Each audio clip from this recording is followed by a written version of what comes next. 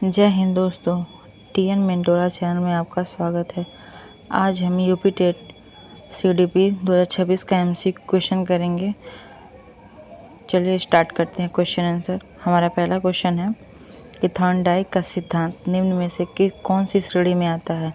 तो जो थॉर्नडाइक का सिद्धांत है वह व्यवहारात्मक सिद्धांत में आता है। इसका ऑप्शन नंबर ए सही हो जाएगा। अगला प्रश्न कह रहा है कि सीखने के वक्र किसके सूचक हैं। तो जो सीखने के वक्र होते हैं वो प्रगति के सूचक होते हैं। इसका ऑप्शन नंबर ए सही हो जाएगा।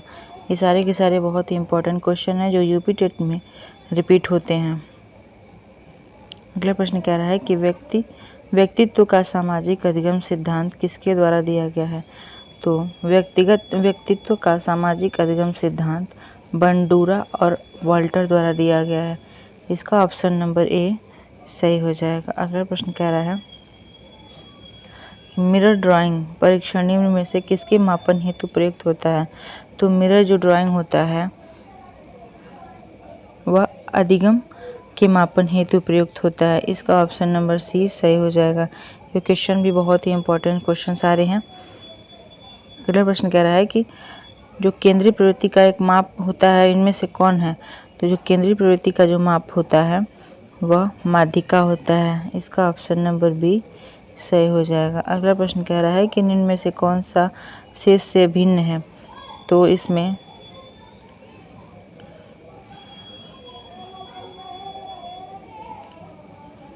टेट और क्लाउड पिक्चर टेक्स्ट और ड्रा एम टेक्स्ट ये बुद्धि परीक्षण है।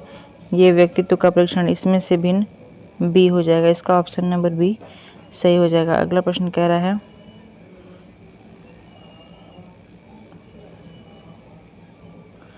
विकासात्मक कार्य का प्रत्यय किसके द्वारा दिया गया है।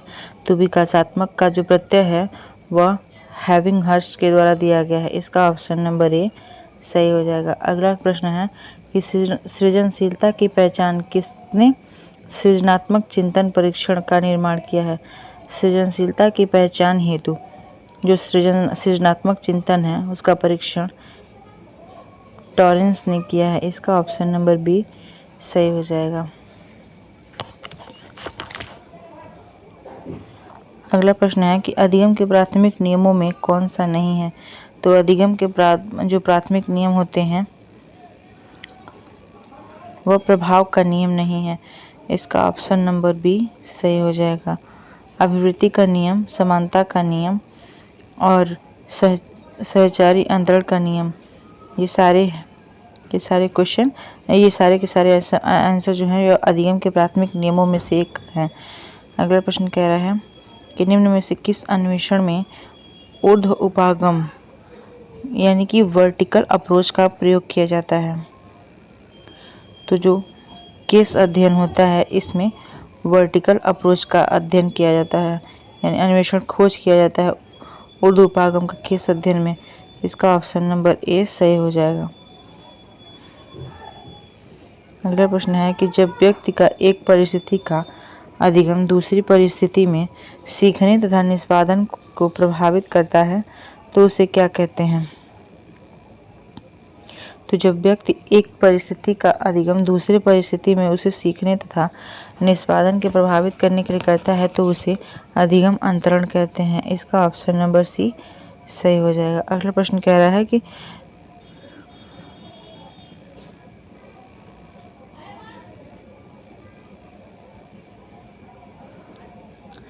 जी वॉलेस के अनुसार सृजनात्मक चिंतन का पहला चरण कौन सा होता है। तो जी वॉलेस के अनुसार सृजनात्मक चिंतन का पहला चरण उपक्रम यानी कि प्रिपरेशन तैयारी होता है। इसका ऑप्शन नंबर डी सही हो जाएगा।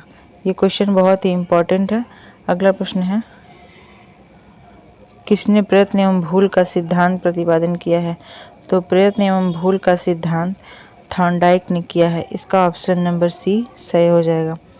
अगला प्रश्न कह रहा है कि व्यक्ति के अंतर्गत उन मनोशारीरिक गुणों का गतिशील संगठन है जो पर्यावरण से उसके अपूर्व समायोजन को निर्धारित करता है।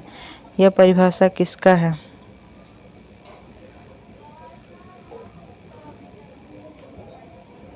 तो जो व्यक्तित्व व्यक्ति के अंतर्गत उन मनोशारीरिक गुणों का गतिशील संगठन है जो पर्यावरण से उसके अपूर्व समायोजन को निर्धारित करता है।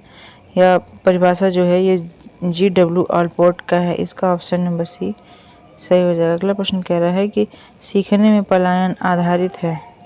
तो सीखने में पलायन जो होता है वो आधारित होता है नकारात्मक पुनर्वलन पर। इसका ऑप्शन नंबर बी सही हो जाएगा। अगला प्रश्न है कि भाषा का वह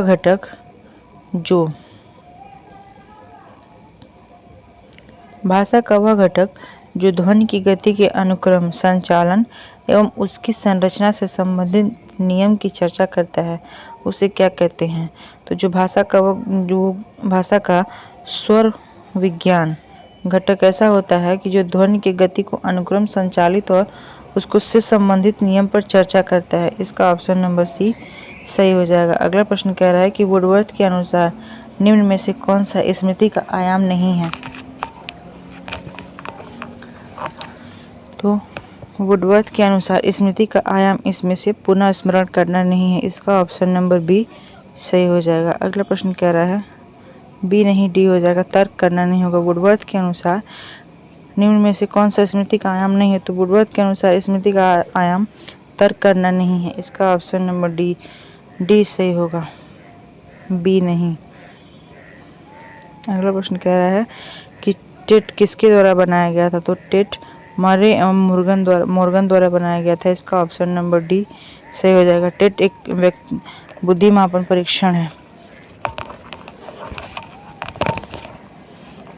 इसका ऑप्शन नंबर डी सही हो जाएगा। अगला प्रश्न कह रहा है कि लक्ष्य निर्देशित व्यवहार में बाधा आना क्या कहलाता है। तो जो निर्देशित व्यवहार होता है उसमें कुंठा जो बाधा डालती है उसे कुंठा कहते हैं। इसका ऑप्शन नंबर सी सही हो जाएगा। अगला प्रश्न कह रहा है कि आंखों के रंग जो होता है वो कौन सा कारक प्रभावित करता है। तो आंखों का जो रंग होता है उसे आनुवंशिकता प्रभावित करती है। इसका ऑप्शन नंबर बी सही हो जाएगा। अगला प्रश्न कह रहा है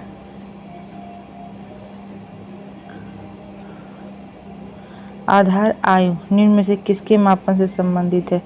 तो आधार आयु बुद्धि से यानी कि बेसल एज निम्न में से किससे मापन से है। तो जो आधार आयु होता है वो बुद्धि मापन से होता है। इसका ऑप्शन नंबर सी सही हो जाएगा। अगला प्रश्न कह रहा है कि शिक्षक द्वारा कक्षा में डांट पड़ने पर यदि छात्र घर आकर अपनी छोटी बहन पर गुस्सा जाहिर करता है तो यह किसका उदाहरण है। तो जो शिक्षक द्वारा क्लास में जब डांट पड़ती है तो घर आकर के जो छात्र होता है वो अपनी बहन पर या फिर अपने घर वालों पे जो गुस्सा निकालता है तो ये उदाहरण विस्थापन का है, डिस्प्लेसमेंट हो जाएगा। इसका ऑप्शन नंबर बी सही हो जाएगा। अगला प्रश्न कह रहा है कि निम्न में से कौन सीखने के गेस्टाल्ट सिद्धांत से संबंधित है। तो सीखने के गेस्टाल्ट सिद्धांत से संबंधित कोहलर है। इसका ऑप्शन नंबर डी सही हो जाएगा। ये बहुत ही इंपॉर्टेंट सारे के सारे क्वेश्चन हैं जो PYQ बेस पे आधारित हैं और आपको एग्जाम में सीधे सीधे देखने को मिलेंगे। अगला प्रश्न कह रहा है कि इरोस शब्द किससे संबंधित है। तो जो इरोस शब्द होते हैं ये जीवन मूल प्रवृत्ति से संबंधित है। इसका ऑप्शन नंबर ए सही हो जाएगा। अगला प्रश्न कह रहा है कि अहम निर्देशित होता है। तो जो अहम होता है यानी कि ईगो निर्देशित होता है वास्तविकता के सिद्धांत द्वारा। इसका ऑप्शन नंबर बी सही हो जाएगा। अगला प्रश्न कह रहा है कि कोलिसिस्टोकाइनिन हार्मोन की सुई देने में प्राणी में क्या परिवर्तन आता है। तो जो कोलिसिस्टोकाइनिन हार्मोन है उसे देने से जो हार्मोन की जो सुई होती है उसे प्राणी में देने में भूख कम हो जाती है। ये कोलिसिस्टोकाइनिन जो इंजेक्शन होता है ये हार्मोन की दवा होती है, ये भूख को कम करती है। इसका ऑप्शन नंबर बी सही हो जाएगा। अगला प्रश्न है बुद्धि परीक्षण में एक 16 वर्ष का बच्चा जो है वो 75 अंक प्राप्त करता है तो उसकी मानसिक आयु क्या होगी। जो 16 साल का बच्चा है 75 अंक प्राप्त करता है तो उसकी मानसिक आयु 12 वर्ष होगी। इसका ऑप्शन नंबर ए सही हो जाएगा। अगला प्रश्न कह रहा है कि केंद्रीय तंत्रिका तंत्र यानी कि CNS में क्या होता है। तो इसमें मस्तिष्क एवं मेरुदंड होता है। जो केंद्रीय तंत्रिका तंत्र होता है इसमें मस्तिष्क तथा मेरुदंड होता है। इसका ऑप्शन नंबर डी सही हो जाएगा। अगला प्रश्न है, मनोग्रंथि बाध्यता विकृति यानी कि ऑब्सेसिव कंपल्सिव डिसऑर्डर किस प्रकार की विकृति है? तो जो मनोग्रंथि बाध्यता विकृति है, जो कोई भी किसी चीज़ के प्रति एक लगाव, ज़्यादातर गहरा लगाव होता है, ये दुश्चिंता विकृति यानी कि एंजाइटी जो होता है, एंजाइटी डिसऑर्डर है। इसका ऑप्शन नंबर बी सही हो जाएगा। अगला प्रश्न कह रहा है कि सामूहिक अचेतन का प्रत्यय किसके द्वारा दिया गया है? तो जो सामूहिक अचेतन का प्रत्यय है यह युंग द्वारा दिया गया है। इसका ऑप्शन नंबर डी सही हो जाएगा।